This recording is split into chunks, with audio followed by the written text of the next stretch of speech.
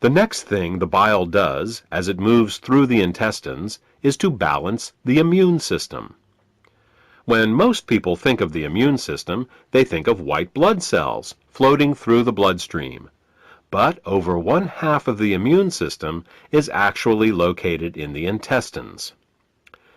The job of the immune system in the intestines is much more difficult than that in the bloodstream. Infections only rarely make it into the blood, but every day our intestines are exposed to millions of parasites, bacteria, and fungi.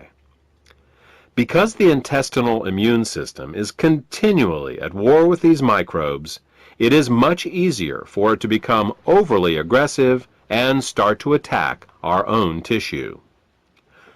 What bile does is to regulate the intestinal immune system, helping to prevent it from becoming overly aggressive and causing autoimmune disorders. If you're suffering from a gut-related autoimmune disorder, it may be because of a blockage of bile flow. The last thing that bile does in the intestines is to kill parasites and candida. Tests show that even the healthiest person still has some degree of parasitic and fungal infection. While there are many antiparasitic and antifungal remedies available in the marketplace, most of them are mildly toxic and therefore unsuitable for daily use.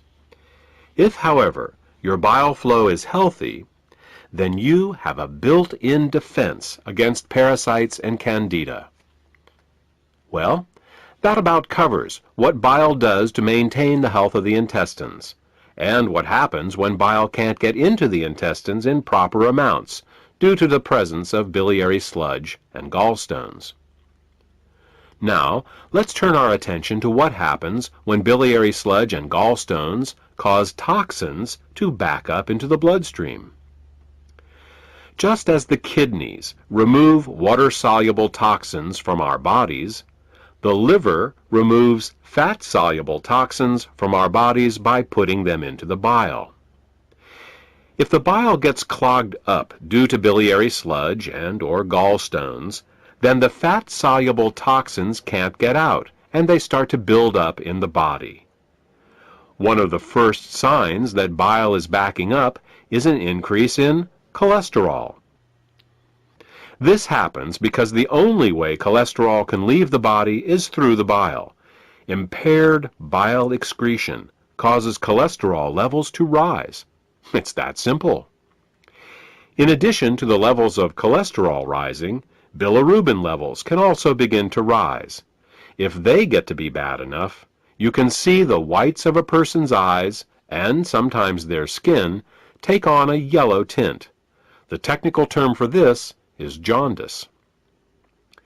While an increase in cholesterol and bilirubin levels in the body is easy to recognize, the accumulation of other toxins is not.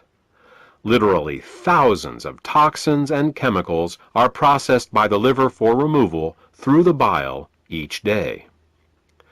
When gallstones and biliary sludge prevent these toxins from leaving the body, they begin to accumulate in the bloodstream and the tissues, causing all sorts of problems. Dissolving gallstones and biliary sludge is an often overlooked but vitally important part of any detoxification program. The last problem we will discuss, that is caused by bile backing up into the bloodstream, has to do with immune function.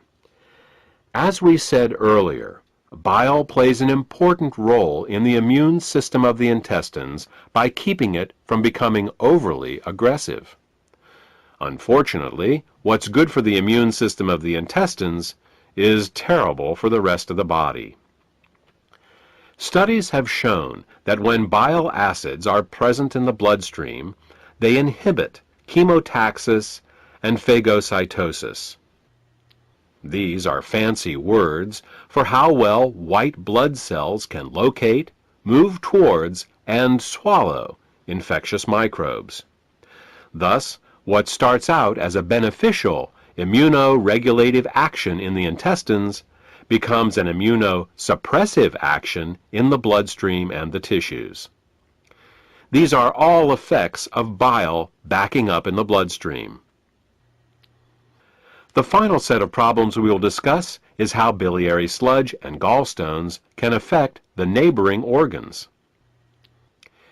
In addition to bile acids backing up into the bloodstream, bile can also back up into the pancreas and liver, where it can cause alkaline burns.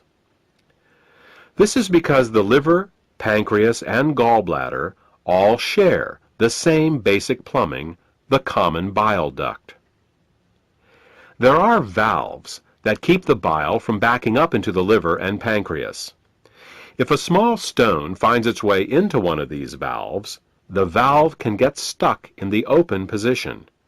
If this happens, then every time the gallbladder contracts to squeeze the bile into the small intestines, it can also squeeze the bile into the pancreas and the liver, causing caustic alkali burns and irritation.